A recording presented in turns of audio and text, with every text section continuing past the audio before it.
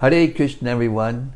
Welcome back to the daily readings of Srila Prabhupada's books, where we're purifying our hearts and expanding our consciousness day by day so that we can fix Krishna there and go back to home, back to Godhead, even before we leave this body. Hare Krishna. So Sanatana Goswami had a lot to say about the Srimad-Bhagavatam, which is the means, the holy name of the Lord, and the Srimad-Bhagavatam are the means by which we can please Krishna to the point where we'll be attractive to Him, and He will choose us to take us back to Godhead. That's the process. So, reading from the Srimad-Bhagavata, Mahima, Hare Krishna, Hare Bol. Reading from the Srimad-Bhagavata, Mahima Stotram,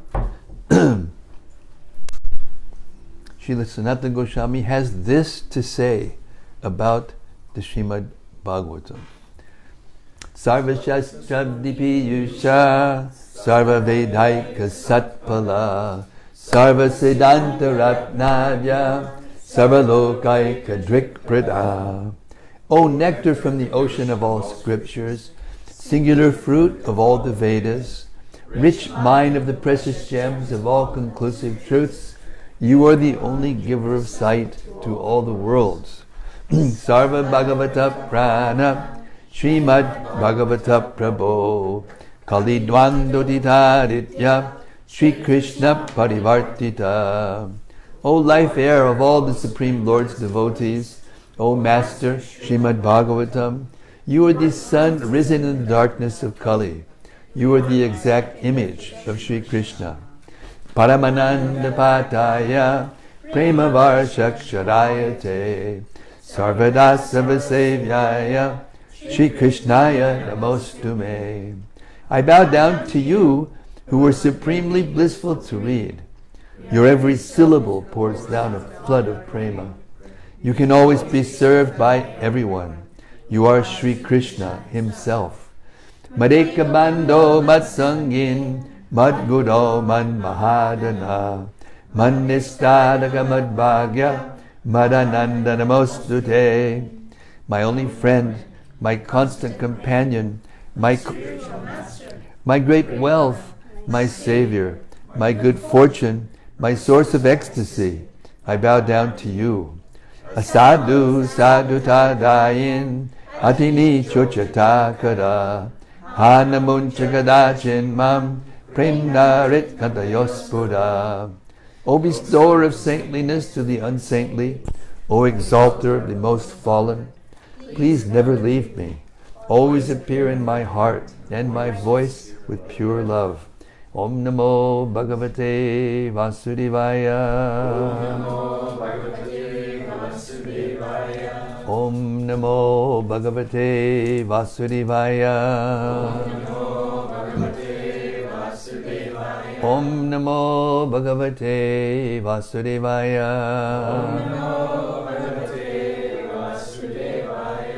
So we're going to continue hearing about the activities of the Pracetas. You remember them? They were the sons of King Prachinabharisha. So while Narada Muni was giving those wonderful teachings to Prachinabharisha, his sons were doing severe austerities under the water in a very, very large lake, like an ocean, where they met Lord Shiva. And now we're going to hear what happened to them. By the way, King Parikshit, by the influence of Narada Muni, has just walked out and gone back to Godhead, and there's no king. So the sons have been left a note by their father to take over. So they've got something to do. Hare Krishna. Text 5, chapter 30, 4th canto. The personality of Godhead, appearing on the shoulder of Garuda, seemed like a cloud resting on the summit of the mountain known as Meru. The transcendental body of the personality of Godhead was covered by attractive yellow garments, and his neck was decorated with the jewel known as Kaustubha money. The bodily effulgence of the Lord dissipated all the darkness of the universe. Purport. As stated in Chaitanya Charitamrita, Madhya 22:31, Krishna Surya Sama Maya Haya Andakar Yahan Krishna Taha Nahi Maya Adhikar. The Lord is just like the effulgent sun. Consequently, whenever the Supreme Personality of Godhead is present, there cannot be darkness or ignorance. Actually, this dark universe is illuminated by the sun. But the sun and moon simply reflect the bodily effulgence of the Supreme Lord. In Bhagavad Gita 7:8, the Lord says, Prabhasmi Shashishurya Yoho. I am the illuminating energy of both the sun and the moon. The conclusion is that the origin of all life is the bodily effulgence of the Supreme Personality of Godhead. This is also confirmed in Brahma Samhita. Yasya Prabha Prabhavato Jagadanda Koti. Being illuminated by the bodily effulgence of the Supreme Personality of Godhead, everything is free from all darkness. Text 6. The Lord's face was very beautiful, and his head was decorated with a shining helmet and golden ornaments. The helmet was dazzling and was very beautifully situated on his head. The Lord had 8 arms, which each held a particular weapon. The Lord was surrounded by demigods, great sages, and other associates. These were all engaged in his service. Garuda, the carrier of the Lord, glorified the Lord with Vedic hymns by flapping his wings. Garuda appeared to be an inhabitant of the planet known as Kinarloka. Purport. Generally, the Vishnu form is manifested with 4 hands, holding 4 objects, a conch shell, disc, club, and lotus flower. However, here, Lord Vishnu is described as possessing 8 arms with 8 kinds of weapons. According to Viraraghava Acharya, the conch shell and lotus flower are also accepted as weapons. Since the Lord is the supreme controller, whatever is in his hand can be considered a weapon. 4 hands hold 4 kinds of weapons, and the extra 4 hands hold an arrow, bow, trident, and snake. Sri Viraraghava Acharya describes the 8 weapons as Shankha, Chakra, Gada, Padma, Shanga, Shara, etc. A king is always accompanied by his ministers, secretaries, and commanders, and Lord Vishnu is also accompanied by his followers, the demigods, great sages, saintly persons, and so on. He is never alone. Consequently, there is no question of the Lord's being impersonal. He is always himself, the Supreme Personality of Godhead, and his associates are also persons. From the description given in this verse, Garuda appears to belong to the Kinara planet. The inhabitants of the Kinara planet have the same features as Garuda. Their bodily features are like those of a human being, but they have wings. The word Gita Kirti indicates that the inhabitants of Kinarloka are very expert in singing the glories of the Lord. In Brahma Samhita it is said, Jagat anda koti koti shashesha vasudadi vibhuti binam. In each and every universe, there are different types of planets, and each planet has distinctive features. On the strength of this verse, we can understand that in Kinaraloka, the inhabitants can fly with their wings. There is also a planet known as Siddhaloka, where the inhabitants can fly even without wings. Thus, each and every planet has some distinctive facility. That is the beauty and the varied creation of the Supreme Personality of Godhead. Text 7. Around the neck of the Personality of Godhead hung a flower garland, that reached to his knees. His 8 stout and elongated arms were decorated with that garland which challenged the beauty of the goddess of fortune. With a merciful glance and a voice like thunder, the Lord addressed the sons of King Prachinabarishat, who were very much surrendered unto him. Purport. The word Adya in this verse is very significant. The Supreme Personality of Godhead is the origin even of Paramatma and Brahman. As confirmed in Bhagavad Gita 14:27, Brahmano hi pratishtaham, the Absolute Truth begins not with the impersonal Brahman, but with the original personality of Godhead, Krishna. When Arjuna realized Krishna's greatness, he addressed him in this way: Padam Brahma, Padam Dhamma, Pavitram, Padamam Bhavan, Purusham Shasvatam Divyam, Adideva Majam Vibhum. You are the Supreme Brahman, the ultimate, the supreme abode and purifier, the Absolute Truth, and the eternal divine person.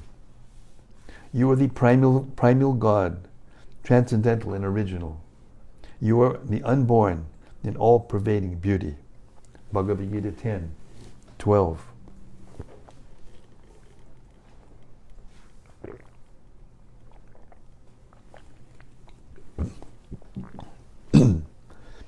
The Brahma Samhita also says, Anadir Govinda, Sarva Karana Karanam.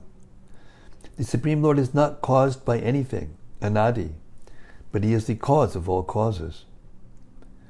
The Vedanta Sutra says, Janmadyasya yataha. The Absolute Truth is that from which everything emanates. The Absolute Truth is described as Adipurusha. The Absolute Truth is therefore a person and is not impersonal. Text 8. The Supreme Personality of Godhead said, My dear sons of the King, I am very much pleased by the friendly relationships among you. All of you are engaged in one occupation, devotional service. I am so pleased with your mutual friendship, and I wish you all good fortune. Now you may ask a benediction of me. I'm going to repeat this first because it's so important. This was Srila Prabhupada's almost his last desire, just before he left.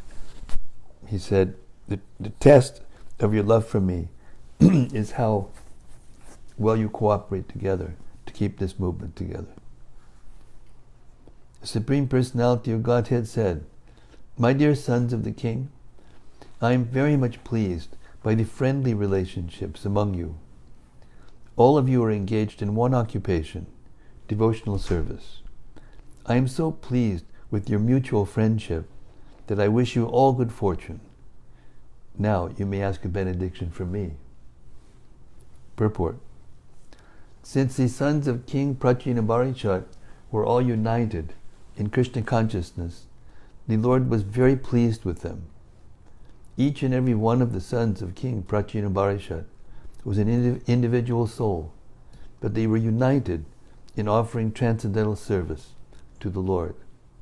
The unity of the individual souls attempting to satisfy the Supreme Lord or rendering service to the Lord is real unity. In the material world, such unity is not possible. Even though people may officially unite, they all have different interests. In the United Nations, for instance, all the nations have their particular national ambitions, and consequently, they cannot be united. Disunity between individual souls is so strong within this material world that even in a society of Krishna consciousness, members sometimes appear disunited due to their having different opinions and leaning toward material things. Actually, in Krishna consciousness, there cannot be two opinions. There is only one goal, to serve Krishna to one's best ability. If there is some disagreement over service, such disagreement is to be taken as spiritual. Those who are actually engaged in the service of the Supreme Personality of Godhead cannot be disunited in any circumstance. This makes the Supreme Personality of Godhead very happy and willing to award all kinds of benediction to his devotees, as indicated in this verse. We can see that the Lord is immediately prepared to award all benedictions to the sons of King Pracetas. Text 9.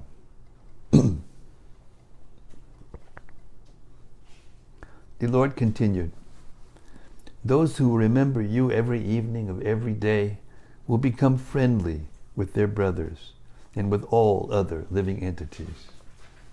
Text 10. "Those who will offer me the prayers composed by Lord Shiva, both in the morning and the evening, will be given benedictions by me. In this way, they can both fulfill their desires and attain good intelligence." Purport. Good intelligence means going back to home, back to Godhead. This is confirmed in Bhagavad Gita 10:10. Tesham satadayuktanam bhajatam pritipurvakam dadami buddhi yogam tam yenamam upayantite. Those who are constantly devoted and worship me with love, I give the understanding by which they can come to me.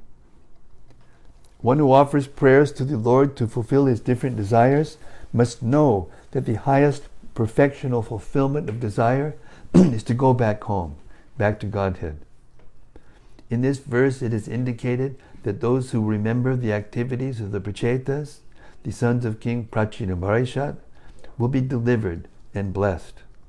So what to speak of the sons of King Pracetas, who are directly connected with the Supreme Personality of Godhead? This is the way of the Parampara system. If we follow the Acharyas, we attain the same benefit as our predecessors. If one follows the decisions of Arjuna, he should be considered to be directly hearing Bhagavad Gita from the Supreme Personality of Godhead. There is no difference between hearing Bhagavad Gita directly from the Supreme Lord and following a personality like Arjuna, who formerly heard Bhagavad Gita directly from the Lord. Sometimes foolish people argue that since Krishna is not present at the moment, one cannot take instructions from him, direct instructions from him. Such foolish people do not know that there is no difference between directly hearing Bhagavad Gita and reading it, as long as one accepts Bhagavad Gita as it is, spoken by the Lord. However, if one wants to understand Bhagavad Gita by its imperfect interpretations, one cannot possibly understand the mysteries of the Bhagavad Gita, even though one may be a great scholar according to mundane estimation. Text 11. Because you have with pleasure accepted within your hearts the orders of your Father, and have executed those orders very favorably, your attractive qualities will be celebrated all over the world. Purport.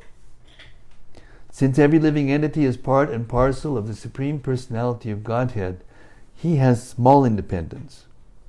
Sometimes unintelligent men ask why one is put into a miserable condition, even though everyone is under the control of the Supreme Personality of Godhead. Because of his minute independence, the living entity can obey or disobey the orders of the Supreme Lord. If he obeys the Supreme Lord's orders, he becomes happy. If he does not, he becomes unhappy. Therefore, the living entity creates his own happiness or unhappiness. The Supreme Lord does not enforce these on anyone. The Supreme Lord praised the Pracetas because they all faithfully obey the orders of their father. The Lord therefore blessed the sons of King Pracetas because they obeyed their father's orders. Text 12. You will have a nice son who will be in no way inferior to Lord Brahma, Consequently, he will be very famous all over the universe, and the sons and grandsons generated by him will fill the three worlds. Purport. As explained in the next verse, the Pracetas will marry the daughter of the great sage Kandu. It is suggested that the son's name will be Vishuddha, and that he will glorify both his father and mother because of his good character. In fact, he would be greater than Lord Brahma. The great politician Chanakya said that if there is a good tree within a garden or forest, its flowers will fill the forest with their fragrance.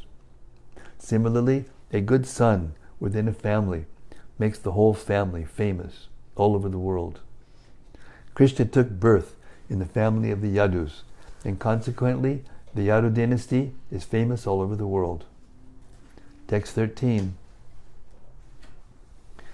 O sons of King Prachinabarishat, the heavenly society girl named Pramlocha kept the lotus-eyed daughter of Kandu in the care of the forest trees. Did I say lotus-eyed daughter or son? I said daughter. Then she went back to the heavenly planet. This daughter was born by the coupling of the Apsara named Pramlocha with the sage Kandu. Purport. Whenever a great sage undergoes severe austerities for material power, the king of heaven Indra becomes very envious. All the demigods have responsible posts for the management of universal affairs and are very highly qualified with pious activities. Although they are ordinary living entities, they are able to attain responsible posts like Lord Brahma, Indra, Chandra, and Varuna. As is the nature of this material world, the king of heaven Indra is very anxious if a great sage undergoes severe austerities. The whole material world is filled with such envy that everyone becomes afraid of his neighbors. Every businessman is afraid of his associates because this material world is the field of activities for all kinds of envious people who have come here to compete with the opulence of the Supreme Personality of Godhead. Thus Indra was very much afraid of the severe austerities performed by the great sage Kandu, and he sent Pramlocha to break his vows and austerities. A similar incident took place in the case of Vishwamrita. From other incidents in the Shastras, it appears that Indra has always been envious.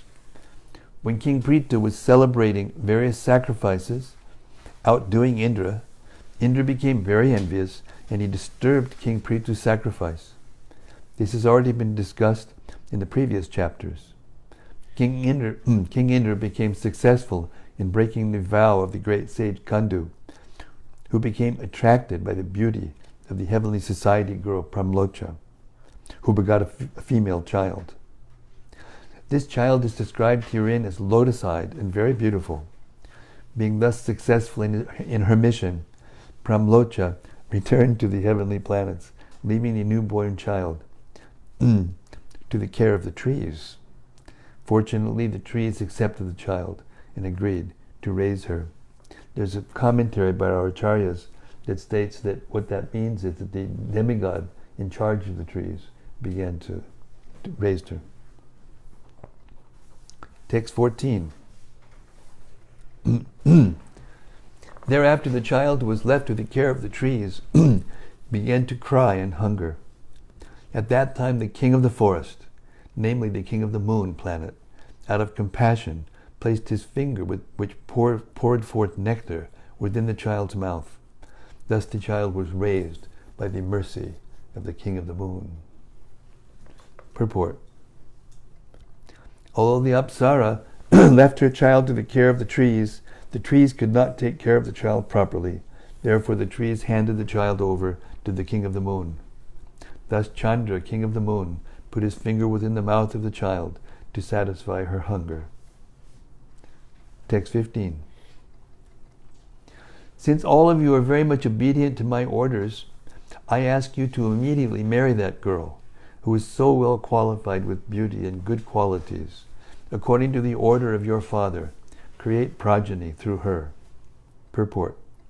The Pracetas not only were great devotees of the Supreme Personality of Godhead, but were very obedient to the orders of their father. Therefore the Lord asked them to marry the daughter of Pramlocha.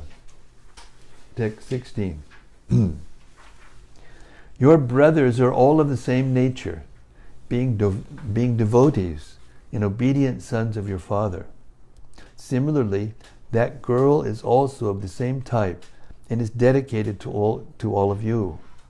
Thus, both the girl and you, the sons of Prachita Barishat, are on the same platform, being united on a common principle. Being united on what? Common principle. Just checking. Purport. According to Vedic principles, a woman cannot have many husbands, although a husband can have many wives. In special instances, however, it is found that a woman has more than one husband. Draupadi, for instance, was married to all of the 5 Pandava brothers. Similarly, the Supreme Personality of Godhead ordered all the sons of Prachina Barishat to marry the one girl born of the great sage Kandu and Pramlocha. In special cases, a girl is allowed to marry more than one man, provided she is able to treat her husbands equally. This is not possible for an ordinary woman.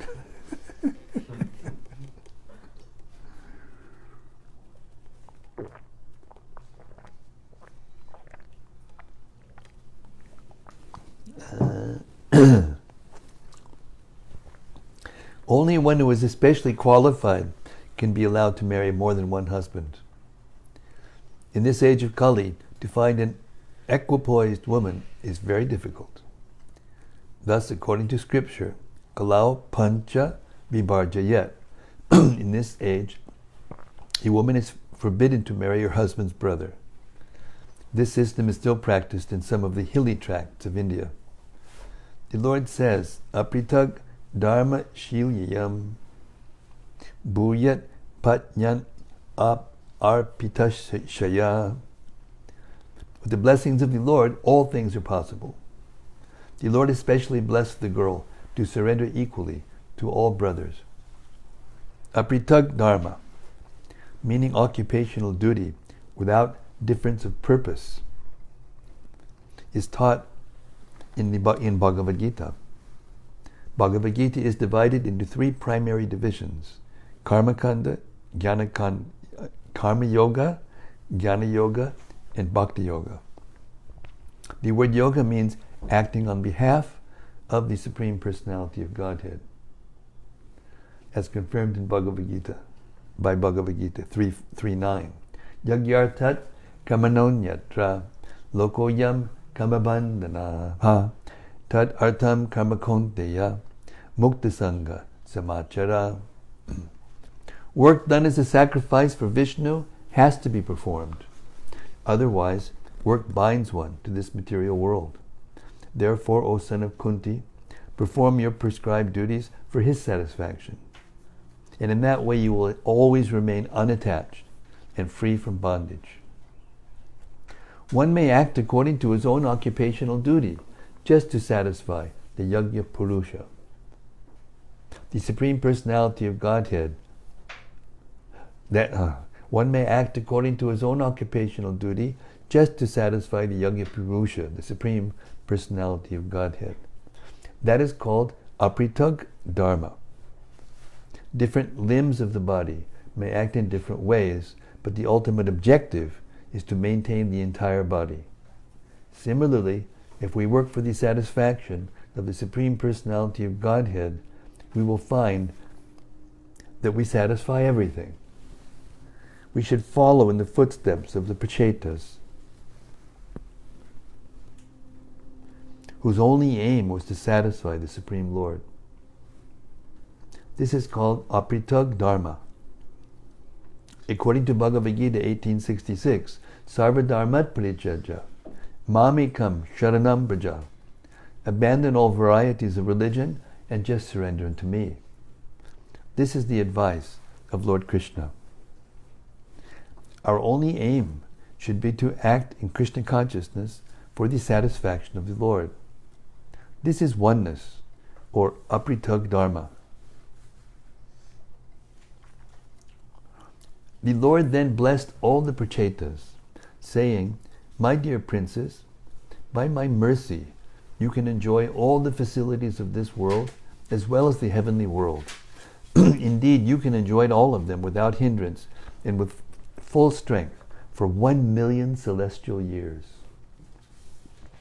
Purport: the duration of life prescribed for the Pracetas by the Supreme Personality of Godhead is calculated by the time measurements of the higher planetary systems. Our 6 Earth months are said to equal 12 hours in the higher planetary systems. 30 days equal 1 month, and 12 months equal 1 year. In this way, for 1,000,000 years, according to the calculations of the higher planetary system, the Pracetas were allowed to enjoy all kinds of material facilities. Although this lifespan was so long, the Pracetas were given full bodily strength by the grace of the Lord. In the material world, if one wants to live for many years, he must endure the difficulties of old age, invalidity, and many other miserable conditions. The Pracetas, however, were given full bodily strength to enjoy material facilities. This special facility was given to the Pracetas so that they could continue rendering full devotional service. This will be explained in the following verse. Text 18. Thereafter you will develop unadulterated devotional service unto me and be freed from all material contamination. At that time, being completely unattached to material enjoyment in the so-called heavenly planets, as well as in hellish planets, you will return home, back to Godhead. Purport: by the grace of the Lord, the Pracetas were given special facilities. Although they could live millions of years to enjoy material facilities, they still would not be deviated from the transcendental loving service of the Lord. Being thus fully engaged, the Pracetas would be completely freed from all material attachment. Material attachment is very strong. During one lifetime, a materialist engages in acquiring land, money, friends, society, friendship, love, and so on. He wants to enjoy the heavenly planets after the annihilation of the body. If one is engaged in devotional service, however, he becomes unattached to all kinds of material enjoyment and suffering. In the material world, those who are elevated to the higher planetary systems are supposed to enjoy all material facilities, whereas those degraded to lower planetary systems are supposed to live in a hellish condition. A devotee, however, is transcendental to both heavenly and hellish conditions.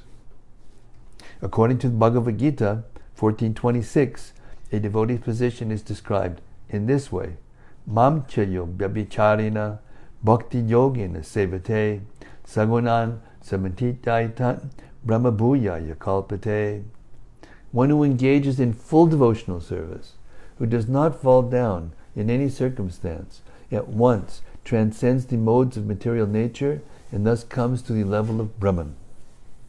A devotee is always situated on the Brahman platform. He has nothing to do with material happiness or distress. When one is strongly fixed in devotional service and free from all material attachment, uncontaminated by the material modes of nature, he becomes fit to return home, back to Godhead. Although by special blessing, the Pracetas would enjoy material facilities for millions of years, they would not be attached to them. Thus, at the end of their material enjoyment, they would be promoted to the spiritual world and return to Godhead. The word pakva gunashaya has special significance, for it means that by devotional service, one is able to give up the influence of the 3 modes of material nature. As long as one is influenced by the three modes of material nature, he cannot return to Godhead.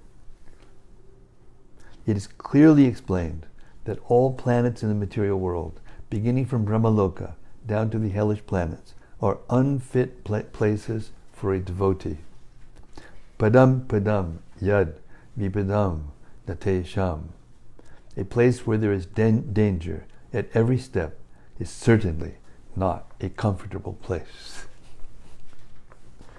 The Lord therefore he says in Bhagavad Gita 8:16, Abrahma bhavana loka puna arvatanorjuna mamupetya kunteya punarjanma nividyate. From the highest planet in the material world down to the lowest, all are places of misery, wherein repeated birth and death take place. But one who attains to my abode, O son of Kunti, never takes birth again. There is no profit, even if one is promoted to the highest planet in the material universe, Brahmaloka. However, if one is somehow or other promoted to the abode of the Lord, he never returns to the material world. Text 19. Those who are engaged in auspicious activities, in devotional service, certainly understand that the ultimate enjoyer or beneficiary of all activities is the Supreme Personality of Godhead. Thus, when one acts, he offers the results to the Supreme Personality of Godhead and passes life always engaged in the topics of the Lord. Even though such a person may be participating in family life, he is not affected by the results of his actions. Purport. Generally, a person living in a family becomes overly attached to fruitive activity. In other words, he tries to enjoy the results of his activities. A devotee, however, knows that Krishna is the supreme enjoyer and the supreme proprietor, Bhoktaram, Yagatapasam, Sarvaloka Maheshwaram. Consequently, the devotee does not consider himself the proprietor of any occupation. The devotee always thinks of the Supreme Personality of Godhead as the proprietor. Therefore, the result of his business are offered to the Supreme Lord. One who thus lives in the material world with his family and children never becomes affected by the contaminations of the material world. This is confirmed in Bhagavad Gita 3:9. Yagyartat kamanonyatra lokoyam kamabandana ha taratam kamakonteya muktasanga samachara. One who tries to enjoy the results of his activities becomes bound by the results. One who offers the results or profits to the Supreme Personality of Godhead, however, does not become entangled in the results. This is the secret of success. Generally, people take sannyas to become free from the reactions of fruitive activity. One who does not receive the results of his actions, but offers them instead to the Supreme Personality of Godhead, certainly remains in a liberated condition. In Bhakti Rasamrita Sindhu, Sri Rupa Goswami confirms this. Iha yasya harer dasye karmana manasa gira nikila saptavasta su jivan mukta sa uchate. If one engages himself in the service of the Lord through his life, wealth, words, intelligence, and everything he possesses, he will always be liberated in any condition. Such a person is called Jivan Mukta, one who was liberated during this lifetime. Devoid of Krishna consciousness, those who engage in material activities simply become more entangled in material bondage. They have to suffer and enjoy the actions and reactions of all activity. This Krishna consciousness movement is therefore the greatest boon to humanity because it keeps one always engaged in Krishna's service. The devotees think of Krishna, act for Krishna, eat for Krishna, sleep for Krishna, and work for Krishna. Shall I hear that again? Shall we hear that again? You don't mind? Right. Read that again. Any objections? No. Okay. Oh, all right, I'll do it then. The devotees think of Krishna, act for Krishna, eat for Krishna, sleep for Krishna, and work for Krishna. Thus, everything is engaged in the service of Krishna. A total life in Krishna consciousness saves one from material contamination. As stated by Bhaktisiddhanta Saraswati Goswami Maharaj, Shri Hari Sevaya Yaha Anukula Vishaya Baliya Tyage Haya Bala. If one is so expert that he can engage everything or dovetail everything in the service of the Lord, to give up the material world will be a great blunder. One should learn how to dovetail everything in the service of the Lord, for everything is connected to Krishna. That is the real purpose of life and the secret of success. As reiterated later in the 3rd chapter of Bhagavad Gita 3.19, Tasmat asakta satatam karyam karma samachara asakto yachadan karma padam apnoti purushaha. Therefore, without being attached to the fruits of activities, one should act as a matter of duty. For by working without attachment, one attains the Supreme.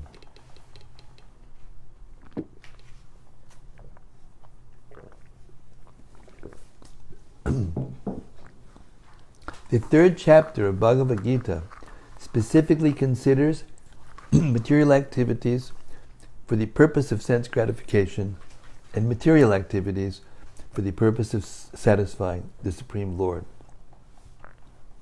The conclusion is that these are not one and the same. Material activities for sense gratification are the cause of material bondage, whereas the very same activities for the satisfaction of Krishna are the cause of liberation. There you go. How the same activity can be the cause of bondage and liberation can be explained as follows. One may get indigestion due to eating too many milk preparations, condensed milk, sweet rice, and so on. But even though there is indigestion or diarrhea, another milk preparation, yogurt mixed with black pepper and salt, will immediately cure these maladies. In other words, one milk preparation can cause indigestion and diarrhea, and another milk preparation can cure them. If one is placed in material opulence due to the special mercy of the Supreme Personality of Godhead, he should not consider that opulence a cause for bondage. When a material devotee is blessed with material opulence, he does not become affected adversely, for he knows how to employ material opulence in the service of the Lord. There are many such examples in the history of the world. There were kings like Prithu Maharaj, Prahlad Maharaj, Janaka, Dhruva, Vaibhaswata Manu, and Maharaj Ikshvaku. All of these were great kings and were especially favored by the Supreme Personality of Godhead. If a devotee is not mature, the Supreme Lord will take away all his opulence. This principle is stated by the Supreme Personality of Godhead, Yasya ham anugrinami harishye taddanam shanahi. My first mercy shown to my devotee is to take away all his material opulence. Material opulence detrimental to devotional service is taken away by the Supreme Lord, whereas a person who is mature in devotional service is given all material facility. Text 20.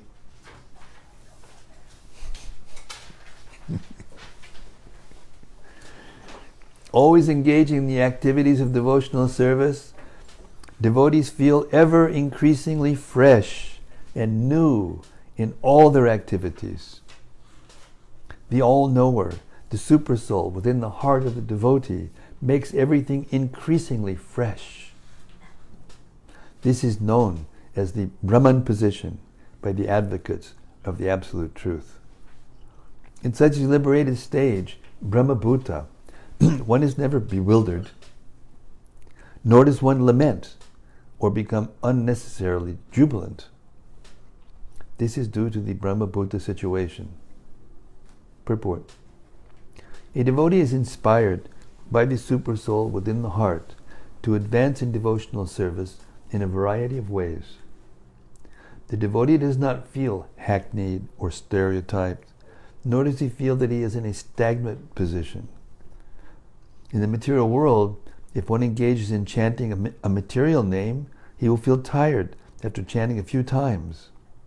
However, one can chant the Hare Krishna Mahamantra all day and night and never feel tired. As chanting is increased, it will come out new and fresh. Srila Rupa Goswami said that if he could somehow get millions of ears and tongues, then he could relish spiritual bliss by chanting the Hare Krishna Mahamantra. There is really nothing uninspiring for a highly advanced devotee. In Bhagavad Gita, the Lord says that He is situated in everyone's heart and that He helps the living entity forget and remember. By the grace of the Lord, the devotee gets inspiration. Tesham satatadyuktanam bhajatam pritipurvatam dadami buddhi yogam tam yenamam upayantite. To those who are constantly devoted and worship me with love, I give the understanding by which they can come to me. Bhagavad Gita 10:10. As stated, kushala karmanam. Those engaged in auspicious activities in devotional service are guided by the Supersoul, described in this verse as Gya, one who knows everything, past, present, and future. The Supersoul gives instructions to the sincere, unalloyed devotee on how he can progress more and more in approaching the Supreme Personality of Godhead. Srila Jiva Goswami in this connection says that the Supersoul, the plenary expansion of the Personality of Godhead, exists in everyone's heart. But in the heart of the devotee, he reveals himself as ever increasingly new. Being inspired by him, the devotee experiences increased transcendental bliss in the execution of his devotional service. Srila Prabhupada ki jai. So I'll stop the reading here at text 21.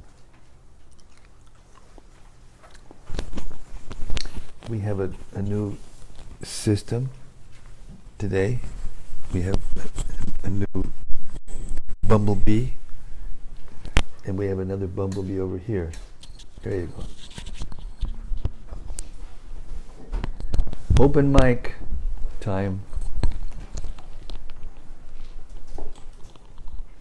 Anybody have some point that is stuck out in the mind that one might...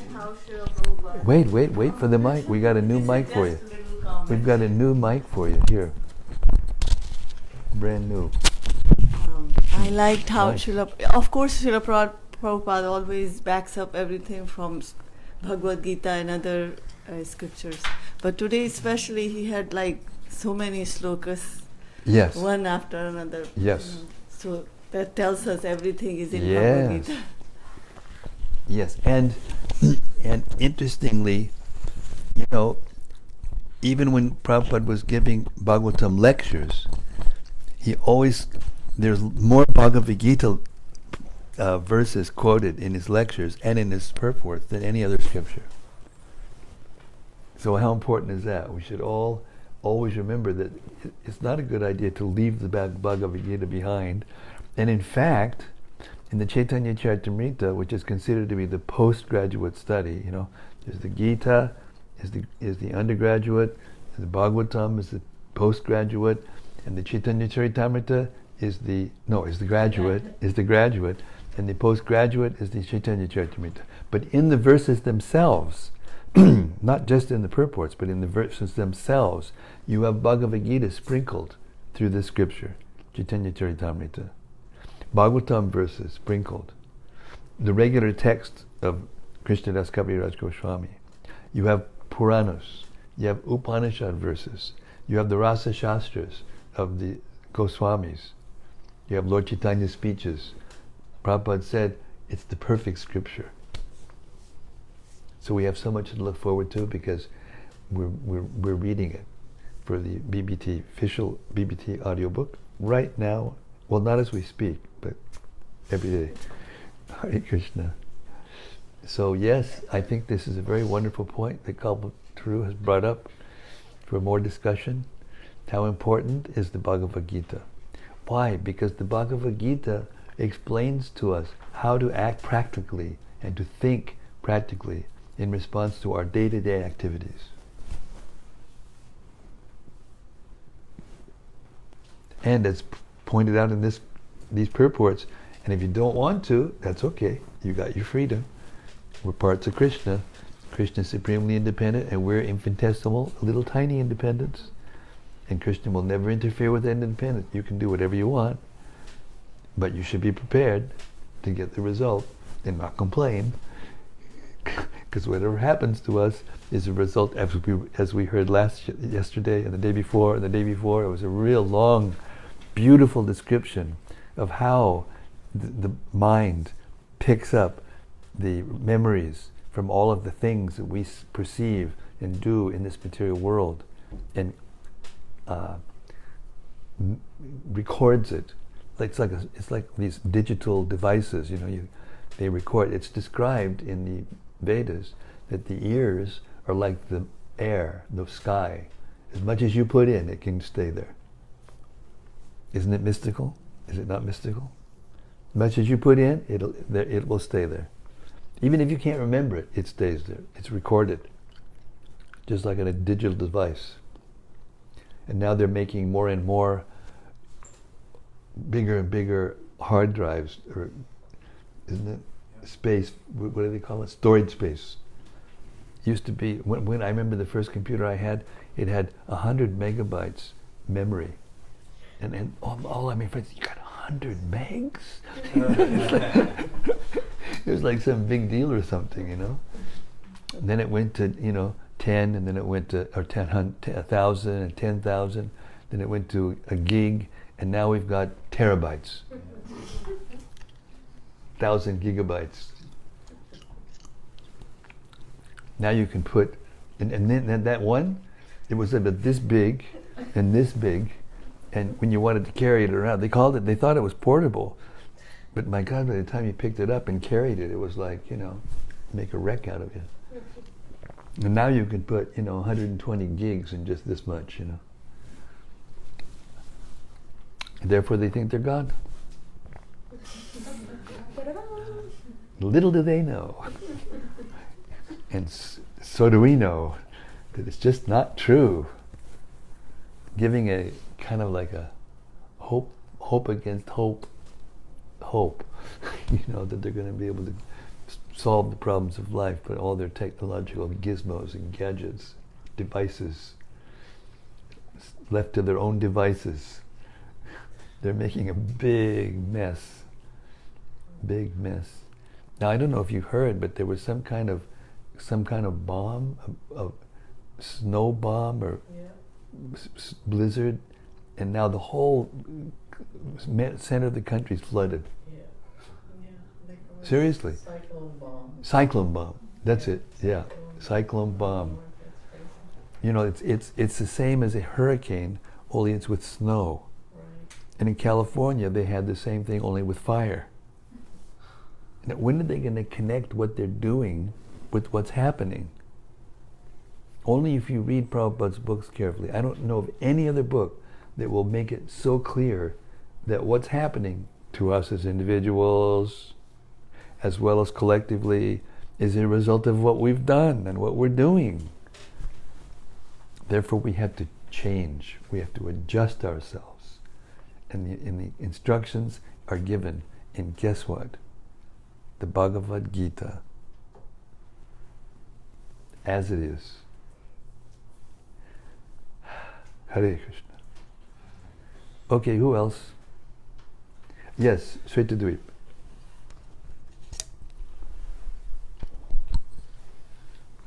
In the 6th verse, we hear that the Lord has had 8 arms. Generally, we hear Vishnu having 4 arms. So, in which planet does this Vishnu belong to with 8 arms? And what are the significances of different weapons that he holds? Well, it's not exactly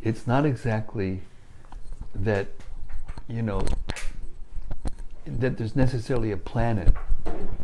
You know, most of the Vaikuntha planets, he has 4 arms, standard equipment. But in the material world, when he has a specific thing to do, it's a specific pastime, a specific event that he wants to, you know, perform, then he may have more arms.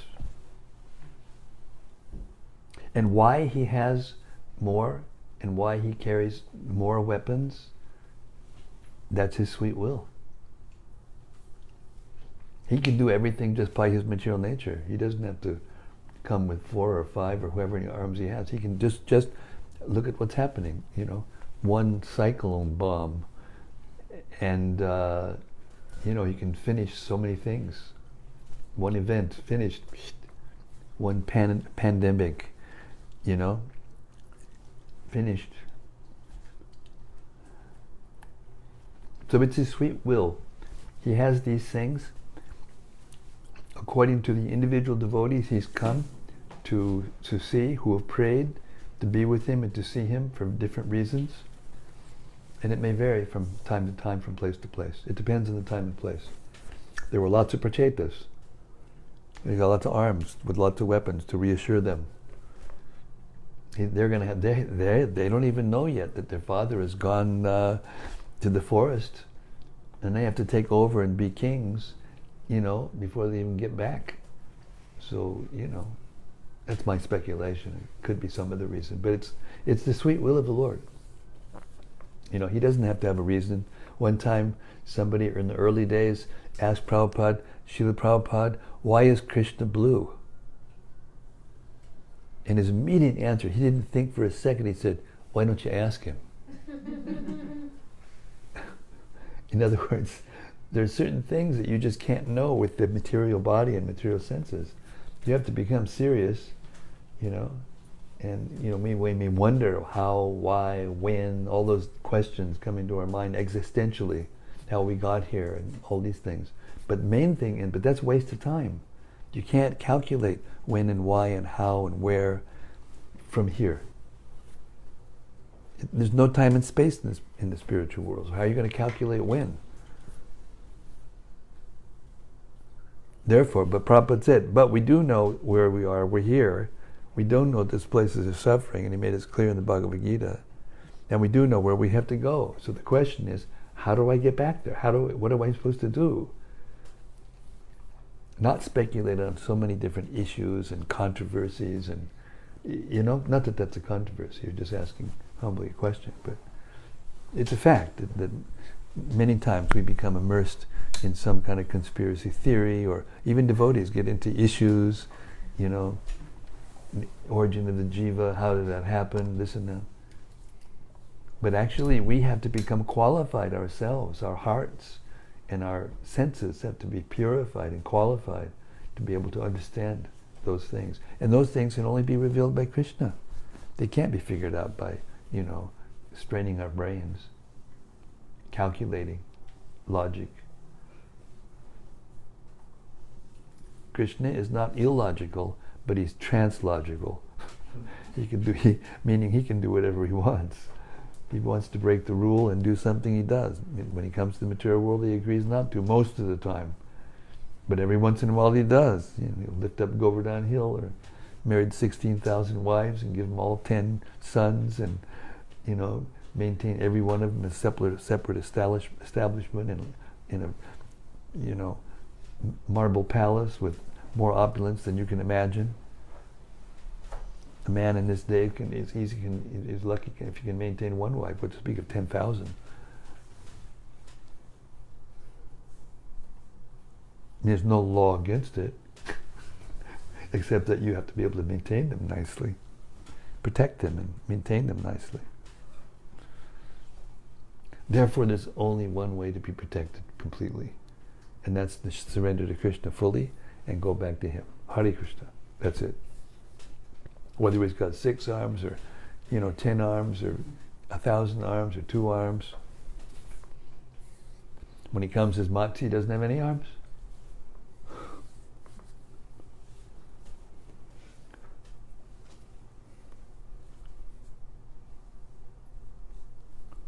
Okay, what else? Yes. I keep wanting to call you Mrs. Clean, but I don't know her name. You told me your name once, but I forgot. Old man. Gloria. Huh? Gloria. Gloria. Thank you. Bhakti Gloria is going to speak Okay. again. In the text 18 tells, I understand something. Said a place where there is a danger at every step is certainly Yeah. certainly not a comfortable place. Yes. Well, would you like to listen an advice for this material world? I would like to. You'd like to give us some. Oh, I thought you were going to give me some advice. I was waiting for some real, I understand. I got it. I thought I was going to get some. Go ahead. Okay. Some advice? Get out of this material world as soon as possible. Don't stay here. And if you have to stay here, just be as careful as you can be.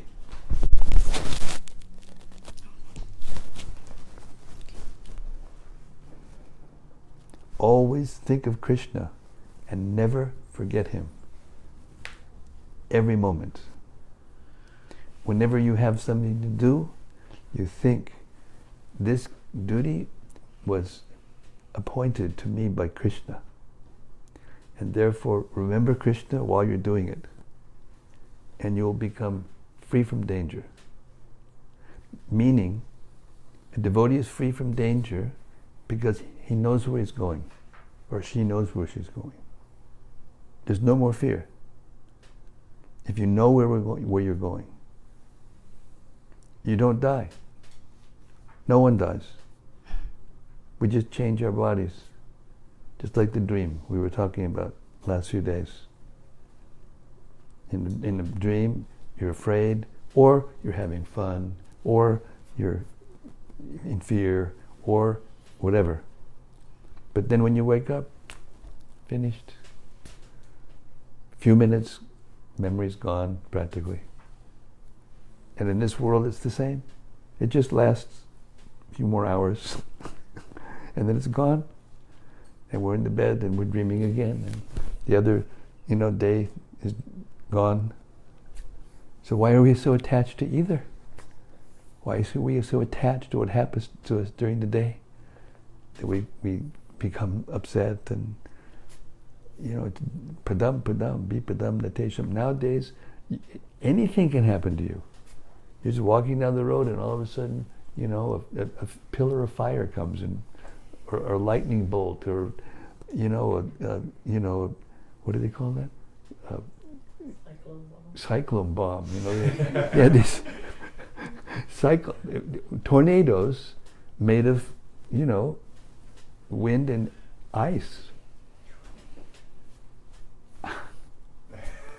The rivers actually got this thick ice, and then it all broke when it went over the banks, and all that ice just went boom onto the lawns and onto the roads and onto everywhere, and there's nothing they can do about it. They got businesses finished, agriculture finished. Oh, but climate change is no problem. Let's just increase the GDP and everything's okay. For 0.001% of the population. That's it. That's what it's all about.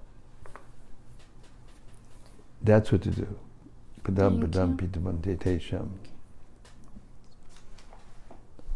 In the spiritual world, there's no danger, because there is no death, there is no old age, there is no disease,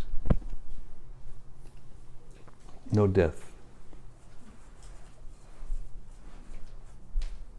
Sarva has a question. Oh, Sarva. Okay, local saint Sarva is going to speak to us, give us some choice wisdom. Sort of a comment. There's mentioned that the Pracetas, thousands of Pracetas, had one wife, and they didn't fight or argue. Was there a number there? Is it thousands? Thousands of Pracetas. Thousands or Hundreds? I don't know how many there were. anyway, there were a lot. There were more than one for sure. Yeah. I don't remember hearing the number, but go ahead. You may have heard it. In the Mahabharata, there's a story of two Asura brothers who had a beautiful wife, and they killed each other over this wife. Right. So just imagine the unity and the spiritual consciousness of all these Pracetas, that they didn't argue or fight, but they were united. It's amazing. That's it. Oh, sorry. And as I mentioned when we got to that section, this verse, when Srila Prabhupada lectured on this verse, he really, really emphasized it a lot. You know, how happy he was when we cooperated with one another. And it's very difficult to do, you know, from all different backgrounds, cultures, social levels, you know, different varieties of personalities, and to actually cooperate together, you know, is difficult, but it's the most pleasing to Lord Vishnu. That's what he said. And look what the Chaitanya, the Pracetas got everything, even materially. I thought the point in that regard was very good. I'll give my reflection. That Prabhupada said that when Krishna becomes pleased with a devotee who is not very advanced, he'll take everything away. Because he knows if a devotee is not advanced and he gets material facilities, he'll become bewildered and forget him. But when a devotee is fixed and mature and will not forget, then he will give him, and is empowered to spread Krishna consciousness, then he'll give him everything. Like when Prabhupada was in Vrindavan, after he renounced, he didn't have anything, practically didn't have a cloth. You know, when his godbrothers asked him to come to Delhi and manage one of the ashrams there, Prabhupada said, okay, but you have to give me a dhoti. That was the level of opulence he had, material opulence. But he was there, typing away, you know, on his, and thinking away on how to spread Krishna consciousness, and, you know, writing the first canto of the Srimad-Bhagavatam to prepare himself. And as soon as he was tested, you know, and it was needed for service of the Lord, then he would laugh. He said, I came to America with 7 rupees. Basically nothing. Not only nothing in value, but you couldn't exchange rupees. You still can't exchange rupees outside of India. They're not exchangeable in the international market. Black market maybe, but international market, banks, nothing outside of India. So he had you know, 40 rupees, not 7, 40 rupees, which was worth in those days about $7. That's all he had. He said, now I've got 40 crores. And how many branches did my, you know, old friend Indian businessman have? You know, he said, who can do that? And then he would challenge him, right to there. You know, he would challenge him. You want to get that kind of success? Pracetas, fully surrendered, cooperating, not fighting with one another. Yeah, you can live, you know, 1,000,000 years, and you can have all opulence, and at the end you can go back to Godhead. You want something? You know, ask Krishna in the right mood, in the right way, and serve him with love, and then you'll get everything. Okay, that's it for me, folks. Hare Krishna. Srila Prabhupada ki jai, the Pracetas ki jai, Vishnu ki jai. Oh yes, and tomorrow we're going to read at 4:30. Is it okay? Yeah. Okay. I got to check with my manager.